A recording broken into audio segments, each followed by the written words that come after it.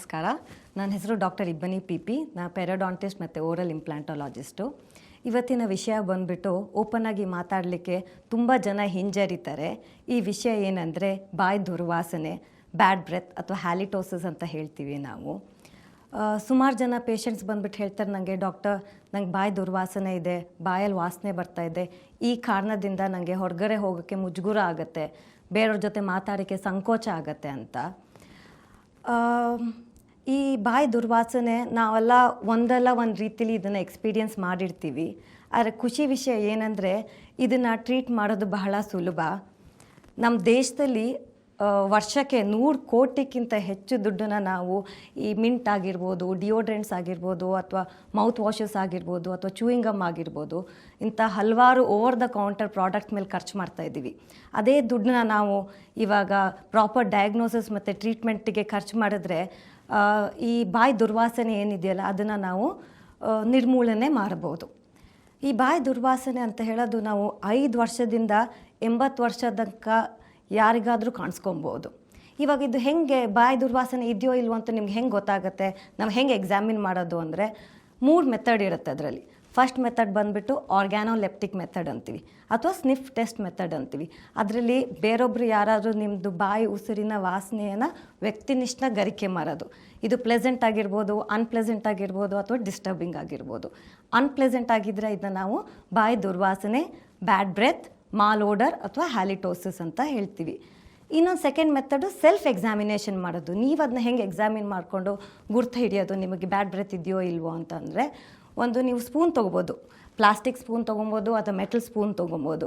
ಈ ಸ್ಪೂನ್ನ ನೀವು ನಾಲ್ಗೆ ಹಿಂಭಾಗದಲ್ಲಿ ಸ್ಕ್ರೇಪ್ ಮಾಡಿ ಮೂಸ್ಕೊಬೇಕು. ಮೂಸಿದ ತಕ್ಷಣ ನಿಮಗೆ ಗೊತ್ತಾಗುತ್ತೆ ನಿಮಗೆ ಬಾಯಿ ದುರ್ವಾಸನೆ ಇದೆಯೋ ಇಲ್ವೋ ಅಂತ.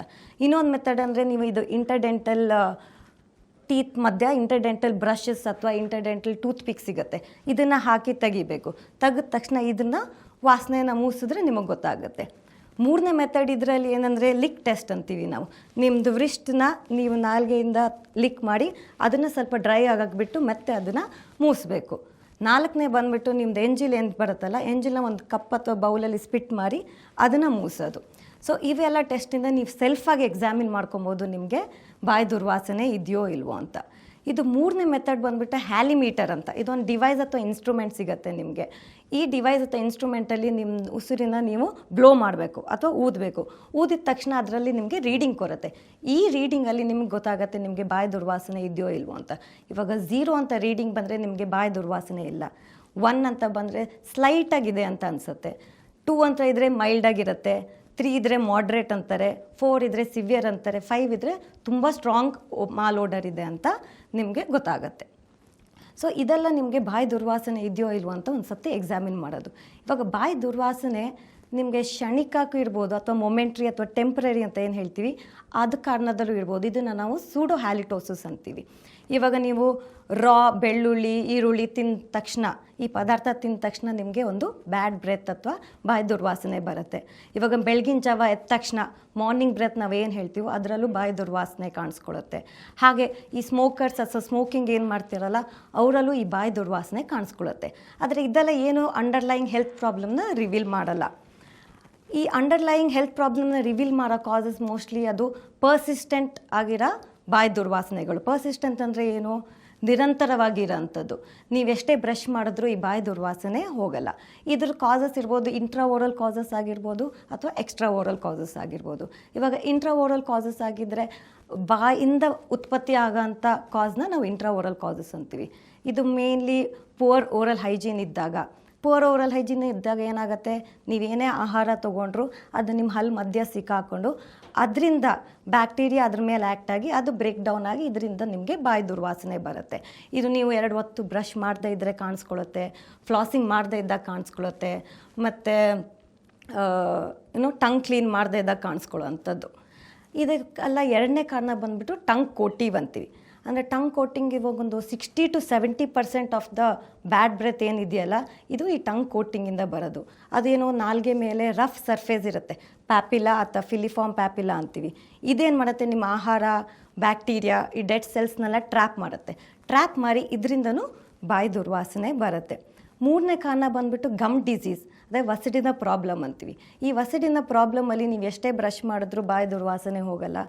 ಇದ್ರ ಜೊತೆಗೆ ನಿಮಗೆ ವಸಡಿಂದ ಸ್ವಲ್ಪ ರಕ್ತ ಬರ್ಬೋದು, ವಸಡು ಸ್ವಲ್ಪ ಊದ್ಕೊಂಡಂಗೆ ಅನಿಸುತ್ತೆ, ನಿಮಗೆ ರೆಡ್ ಕಲರ್ ಅಥವಾ ಕೆಂಪು ಕಲರ್ದು ವಸಡು ಅಂತ ಕಾಣಿಸ್ಕೊಳ್ಳುತ್ತೆ. ಇದೆಲ್ಲ ನಿಮಗೆ ಗಮ್ ಡಿಸೀಸ್ ಅಥವಾ ವಸಡಿನ ಕಾಯಿಲೆ ಬಗ್ಗೆ ಇಂಡಿಕೇಟ್ ಮಾಡುತ್ತೆ. ಇದರಲ್ಲೂ ನಿಮಗೆ ಬಾಯಿ ದುರ್ವಾಸನೆ ಕಾಣಿಸ್ಕೊಳ್ಳುತ್ತೆ. ಮೂರನೇದು ಜೆರೋಸ್ಟ್ರೋಮಿಯಾ ಅಥವಾ ಡ್ರೈ ಮೌತ್ ಅಂತೀವಿ. ಇವಾಗ ಡ್ರೈ ಮೌತ್ ಏನಾಗುತ್ತೆ, ನಾವು ಏಜ್ ಆಗ್ತಾ ಇದ್ದಂಗೆ ಈ ಸಲೈವಾ ಸೆಕ್ರೀಷನ್ ಕಡಿಮೆ ಆಗುತ್ತೆ, ಎಂಜಿಲ್ ಬರೋದು ಕಡಿಮೆ ಆಗುತ್ತೆ. ಈ ಎಂಜಿಲ್ದು ಮೇನ್ ಕೆಲಸ ಏನಂದರೆ ಕ್ಲೀನಿಂಗ್ ಕೆಲಸ. ಸೊ ಬಾಯಲ್ಲಿ ಅದು ಕ್ಲೀನ್ ಮಾಡೋದೇ ಅದ್ರ ಕೆಲಸ. ಸೊ ಈ ಎಂಜಿಲ್ ಸೆಕ್ರೀಷನ್ ಕಡಿಮೆ ಆದಾಗ ಏನಾಗುತ್ತೆ, ಅದು ಕ್ಲೀನಿಂಗ್ ಕೆಲಸನೂ ಕಡಿಮೆ ಆಗುತ್ತೆ. ಸೊ ಈ ಕ್ಲೀನಿಂಗ್ ಕೆಲಸ ಕಡಿಮೆ ಆದಾಗ ಬಾಯಿ ದುರ್ವಾಸನೆ ಕಾಣಿಸ್ಕೊಳ್ಳೋದು ಜಾಸ್ತಿ ಆಗುತ್ತೆ. ಐದನೇದು ಬಂದುಬಿಟ್ಟು ಡೆಂಟಲ್ ಕ್ಯಾವಿಟೀಸ್ ಅಥವಾ ಹುಳ್ಕಲ್ಲು ಅಂತೀವಿ. ಈ ಹುಳ್ಕಲ್ಲು ಇದ್ದಿದ್ದ ಸಂದರ್ಭದಲ್ಲಿ ಏನಾಗುತ್ತೆ, ನೀವು ಏನೇ ಆಹಾರ ತೊಗೊಂಡ್ರೋ ಅಥವಾ ಏನೇ ಪದಾರ್ಥ ತೊಗೊಂಡ್ರೆ ಅದು ಹೋಗಿ ಅಲ್ಲಿ ಸಿಕ್ಕಾಕೊಳ್ಳುತ್ತೆ. ಇದು ಸಿಕ್ಕಾಕೊಳ್ಳೋದ್ರಿಂದ ನಿಮಗೆ ಅದು ಪ್ಯೂಟ್ರಿಫಿಕೇಷನ್ ಆಗಿ ಈ ಫುಡ್ದು ಇದರಿಂದ ಬ್ಯಾಡ್ ಬ್ರೆತ್ ಬರೋ ಅಥವಾ ಬಾಯಿ ದುರ್ವಾಸನೆ ಬರೋ ಚಾನ್ಸಸ್ ಜಾಸ್ತಿ ಇರುತ್ತೆ. ಇವಾಗ ಇನ್ನೊಂದು ಕಾರಣ ಏನಿರ್ಬೋದು, ನಿಮ್ಮದು ಹಲ್ದು ಅಲೈನ್ಮೆಂಟ್ ಚೆನ್ನಾಗಿಲ್ಲ, ಇದು ವಕ್ರ ಹಲ್ಗಳಿರ್ತವೆ, ಅಲೈನ್ಮೆಂಟ್ ಸರಿ ಇಲ್ಲದೆ ಇರೋ ಕಾರಣ ಪುನಃ ಅದು ಆಹಾರ ಅದರಲ್ಲೆಲ್ಲ ಸಿಕ್ಕಾಕೊಂಡು ಅದರಿಂದನೂ ನಿಮಗೆ ಬಾಯಿ ದುರ್ವಾಸನೆ ಬರೋ ಚಾನ್ಸಸ್ ಇರುತ್ತೆ. ಒಮ್ಮೊಮ್ಮೆ ಏನಾಗುತ್ತೆ, ನೀವು ಇವಾಗ ದಂತ ವೈದ್ಯರ ಹತ್ರ ಹೋಗಿ ನೀವು ಅದನ್ನ ಹಲ್ಲನ್ನ ಕೀಳ್ಸ್ಕೊಂಡಿರ್ತೀರ ಅಥವಾ ಎಕ್ಸ್ಟ್ರಾಕ್ಷನ್ ಮಾಡಿಸ್ಕೊಂಡಿರ್ತೀರ. ಈ ಕಾರಣ ಅಲ್ಲಿ ಬ್ಲಡ್ ಕ್ಲಾಟ್ ಫಾರ್ಮ್ ಆಗಿರುತ್ತೆ. ಈ ಬ್ಲಡ್ ಕ್ಲಾಟಿಂದನೂ ನಿಮಗೆ ಬಾಯಿ ದುರ್ವಾಸನೆ ಬರೋ ಚಾನ್ಸಸ್ ಜಾಸ್ತಿ ಇರುತ್ತೆ.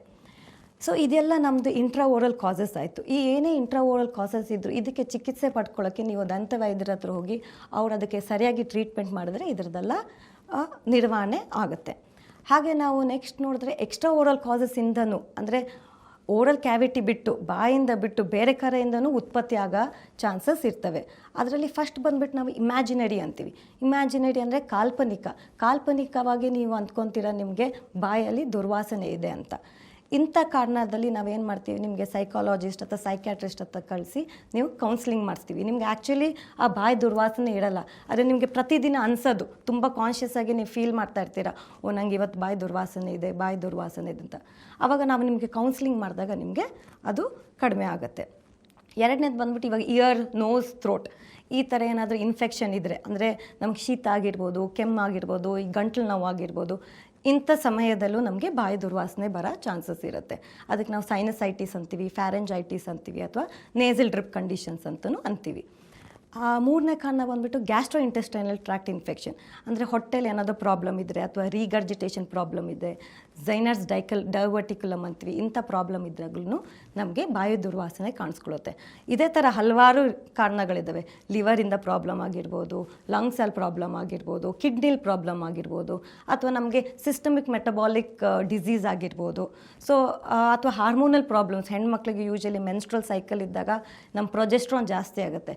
ಇಂಥ ಸಂದರ್ಭದಲ್ಲೂ ಬಾಯಿ ದುರ್ವಾಸನೆ ಕಾಣಿಸ್ಕೊಳ್ಳೋದು ಚಾನ್ಸಸ್ ಇರುತ್ತೆ. ಅಥವಾ ನೀವು ಯಾವುದಾದ್ರೂ ಒಂದು ಮೆಡಿಸಿನ್ ತೊಗೊತಾ ಇರ್ತೀರ, ಇವಾಗ ಎಕ್ಸಾಂಪಲ್ ಮೆಟ್ರೋನಿಡೋಸಲ್ ಮೆಡಿಸಿನ್ ತೊಗೊಂಡಾಗ ನಿಮಗೆ ಬಾಯಲ್ಲಿ ಒಂದು ಮೆಟಾಲಿಕ್ ಟೇಸ್ಟ್ ಬರುತ್ತೆ, ಇದರಿಂದನೂ ನಿಮಗೆ ಬಾಯಿ ದುರ್ವಾಸನೆ ಕಾಣಿಸ್ಕೊಳ್ಬೋದು. ಸೊ ಇದಕ್ಕೆಲ್ಲ ಎಕ್ಸ್ಟ್ರಾ ಓರಲ್ ಕಾಸಸ್ ಅಂತೀವಿ. ಈ ಎಕ್ಸ್ಟ್ರಾ ಓರಲ್ ಕಾಸಸ್ಗೆ ನಾವು ನಿಮ್ಮನ್ನ ಡಾಕ್ಟರ್ ಹತ್ರ ಕಳಿಸಿ ಅದಕ್ಕೆ ಸರಿಯಾಗಿ ಚಿಕಿತ್ಸೆ ಮಾಡಿಸ್ಕೊಬೋದು. ಇವಾಗ ನಾವು ಇದಕ್ಕೆ ಟ್ರೀಟ್ಮೆಂಟ್ ಏನು ಮಾಡೋದು, ಇವಾಗ ಬಾಯಿ ದುರ್ವಾಸನೆಗೆ ಏನು ಟ್ರೀಟ್ಮೆಂಟ್ ಮಾಡ್ಬೋದು? ಒಂದು ಮೆಕ್ಯಾನಿಕಲ್ ರಿಡಕ್ಷನ್ ಮಾಡ್ಬೋದು. ಮೆಕ್ಯಾನಿಕಲ್ ರಿಡಕ್ಷನ್ ಅಂದರೆ ನೀವು 2 ಹೊತ್ತು ಬ್ರಷ್ ಮಾಡಲೇಬೇಕು, 2 ನಿಮಿಷ 2 ಹೊತ್ತು ಬ್ರಷ್ ಮಾಡೋದು ಕಂಪಲ್ಸರಿ. ಸೊ ರಾತ್ರಿ ಹೊತ್ತು ಬ್ರಷ್ ಮಾಡೋದು ತುಂಬ ಇಂಪಾರ್ಟೆಂಟು. ಅದ್ರ ಜೊತೆ ನೀವು ಟಂಗ್ ಕ್ಲೀನಿಂಗ್ ಮಾಡ್ಕೊಳ್ಲೇಬೇಕು. ಟಂಗ್ ಕ್ಲೀನಿಂಗ್ ಜೊತೆ ನೀವು ಇಂಟರ್ಡೆಂಟಲ್ ಕ್ಲೀನಿಂಗ್ ಅಂತೀವಿ. ಇಂಟರ್ಡೆಂಟಲ್ ಕ್ಲೀನಿಂಗ್ ಅಂದರೆ ಏನು, ಹಲ್ ಮಧ್ಯ ಫ್ಲಾಸ್ ಮಾಡೋದು, ಇಲ್ಲದೇ ಇದ್ದರೆ ವಾಟರ್ ಪಿಕ್ ಅಂತ ಬರುತ್ತೆ. ಈ ಮೆಷಿನಲ್ಲಿ ನೀರು ಫಿಲ್ ಮಾಡಿ ಒಂದು ಬಟನ್ ಪ್ರೆಸ್ ಮಾಡಿದ್ರೆ ಆ ನೀರು ಸ್ವಲ್ಪ ಫೋರ್ಸಿಗೆ ಬಂದು ಎಲ್ಲ ಹಲ್ ಮಧ್ಯೆ ಇರೋ ಕಸಗಳನ್ನೆಲ್ಲ ತೆಗಿಯುತ್ತೆ. ಈ ಥರ ಫ್ಲಾಸಿಂಗ್ ಮಾಡ್ಬೋದು. ಈ 3ರಲ್ಲಿ ಮೆಕ್ಯಾನಿಕಲ್ ರಿಡಕ್ಷನ್ ಆಗುತ್ತೆ. ಇದ್ರ ಜೊತೆ ನಾವು ಕೆಮಿಕಲ್ ರಿಡಕ್ಷನು ಮಾಡ್ತೀವಿ. ಕೆಮಿಕಲ್ ರಿಡಕ್ಷನ್ ಅಂದ್ರೇನು, ನಿಮಗೆ ಹಲವಾರು ಮೌತ್ ವಾಷಸ್ ಕೊಡ್ತೀವಿ. ಕ್ಲೋರ್ಹೆಕ್ಸಿಡಿನ್ ಮೌತ್ ವಾಶ್ ಕೊಡ್ಬೋದು, ಎಸೆನ್ಷಿಯಲ್ ಆಯಿಲ್ಸ್ ಕೊಡ್ಬೋದು, ಇವಾಗ ಹೈಡ್ರೋಜಿನ್ ಪೆರಾಕ್ಸೈಡ್ ಥರ ಮೌತ್ ವಾಶ್ ಕೊಡ್ಬೋದು. ಮತ್ತು ಇವಾಗ ಡ್ರೈ ಮೌತ್ ಇದ್ದವ್ರಿಗೆ ಸ್ಪೆಷಲ್ ಮೌತ್ ವಾಷಸ್ ಇದೆ. ಅದೇನು ಮಾಡುತ್ತೆ, ನಿಮ್ಮ ಬಾಯಿನ ಯಾವಾಗಲೂ ವೆಟ್ಟಾಗಿಟ್ಟಿರುತ್ತೆ. ಸೊ ಅಂಥ ಮೌತ್ ವಾಷಸ್ನ ಪ್ರಿಸ್ಕ್ರೈಬ್ ಮಾಡ್ತೀವಿ. ಇದಲ್ಲದೆ ನಾವು ಮಾಸ್ಕಿಂಗ್ ದ ಮಾಲ್ ಓಡರ್ ಅಂತ ಮಾಡ್ತೀವಿ. ಸೊ ಅದಕ್ಕೆ ನಾವು ಚೂಯಿಂಗ್ ಗಮ್ಸ್ ಅಡ್ವೈಸ್ ಮಾಡ್ತೀವಿ. ಶುಗರ್ ಫ್ರೀ ಚೂಯಿಂಗ್ ಗಮ್ಸ್ನ ಚೂ ಮಾಡಿದ್ರೆ ಏನಾಗುತ್ತೆ, ಒಂದು ಸೈಲವರಿ ಫ್ಲೋ ಇನ್ಕ್ರೀಸ್ ಆಗುತ್ತೆ. ಸೈಲವರಿ ಫ್ಲೋ ಇನ್ಕ್ರೀಸ್ ಆದಾಗ ಏನಾಗುತ್ತೆ, ಅದು ಆಟೋಮೆಟಿಕ್ ಫ್ಲಶಿಂಗ್ ಆ್ಯಕ್ಷನ್ ಇರುತ್ತೆ. ಸೊ ಬಾಯು ವೆಟ್ಟಿರುತ್ತೆ, ಹಾಗಾಗಿ ದುರ್ವಾಸನೆಯೂ ಕಡಿಮೆ ಆಗುತ್ತೆ. ಇದ್ರ ಜೊತೆ ಇವಾಗ ಗುಳಿಗೆಗಳು ಬರ್ತವೆ, ಚೂಪ ಅಂತ ಗುಳಿಗೆ, ಇದನ್ನು ನೀವು ಯೂಸ್ ಮಾಡಿದ್ರೆ ಬಾಯಿ ದುರ್ವಾಸನೆ ಕಡಿಮೆ ಆಗುತ್ತೆ. ಮೌತ್ ಸ್ಪ್ರೇಸ್ ಬರುತ್ತೆ. ಸೊ ಇದೆಲ್ಲ ನಾವು ಈ ದುರ್ವಾಸನೆನ ಮಾಸ್ಕ್ ಮಾಡಲಿಕ್ಕೆ ಯೂಸ್ ಮಾಡ್ತೀವಿ. ಸೊ ಏನೇ ಇದ್ದರೂ ಈ ಟ್ರೀಟ್ಮೆಂಟ್ ಮಾಡಿಕೊಂಡು ನೀವು ಮನೆಯಲ್ಲಿ ಈ ಕಾಳಜಿ ತೊಗೊಂಡ್ರೆ ಈ ಬಾಯಿ ದುರ್ವಾಸನೆನ ನಾವು ದೂರ ಇಡ್ಬೋದು.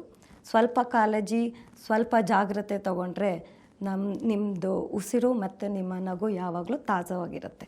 ಇನ್ನಷ್ಟು ಆರೋಗ್ಯಕರ ಮಾಹಿತಿಗಾಗಿ ವಿಶ್ವವಾಣಿ ಹೆಲ್ತ್ ಚಾನೆಲ್ನ ವೀಕ್ಷಿಸಿ. ಧನ್ಯವಾದಗಳು.